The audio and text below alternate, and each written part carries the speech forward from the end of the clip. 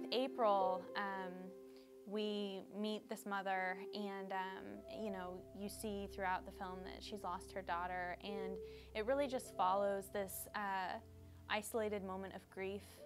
We had a pretty small crew, which was awesome. We had Jesse Carver and Easton Harper working lights and camera, and they had a lot of little tricks that they wanted to try with lighting or with little camera tricks, and so we were able to do that. And Alex Scott and Drew Mittman did the sound, and it's not a film that requires a whole lot of sound, but the sound that it does require is pretty important and really enhances that kind of emptiness of what we shot. On April, we chose to use the NTG2. It's like Rhodes shotgun mic that's a good condenser, and it's really good at capturing things like vocal ranges, or like in April it's more of things like breathing since there wasn't a lot of dialogue.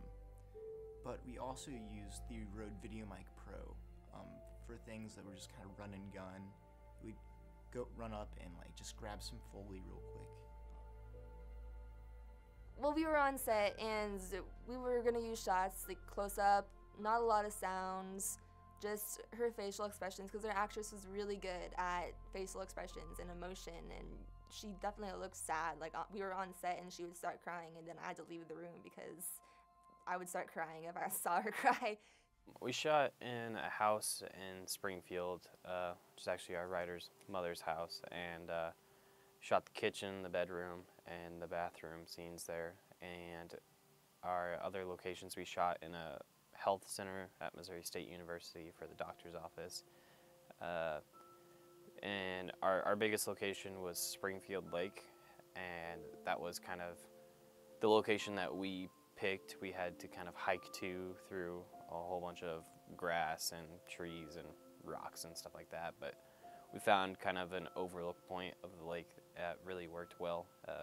Waking up at 5 o'clock in the morning to go to it, not so much fun, but we were able to do quite a bit of it before the sun even came up, and whenever the sun did come up, it was at the point when we were having Emily come in to Melissa's, so it worked perfectly. I think we had the perfect crew for April. Everyone got along really well. Everyone, knew what their job was and did it right and did it well and did it, I think, pretty fast for like the time constraints we had. This particular crew was a lot of fun just because it was really small and we all became really close. I wasn't necessarily close with a lot of them when we first started, but afterwards I feel like we all became like sort of a family. Even when your job didn't necessarily have something to do with something else that needed to be done, people were willing to go out of their way to help with things like setting up lights. I think it was a good learning experience, and I think honestly we did a lot right and not a lot wrong, which makes me pretty happy. You know, when I first wrote this script, it started out a lot more personal. It was me and my dad, and I really had to, in order to like sort of let some of that vulnerability go, I really had to change the relationship there so I could relate to it, maybe a little less, but I think the main pillars of that remain the same, which is that you have these moments where you're exceptionally overwhelmed.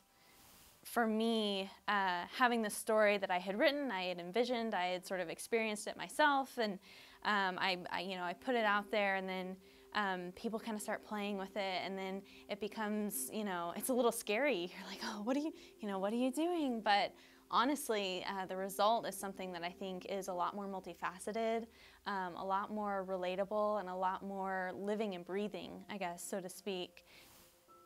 I think ideas are powerful in the fact that if you present the hope that there are others who are traveling alone as well, and others that can empathize with that, perhaps somewhere where those roads converge, there can be this sort of resilience or, rebirth for ourselves that it was worth it.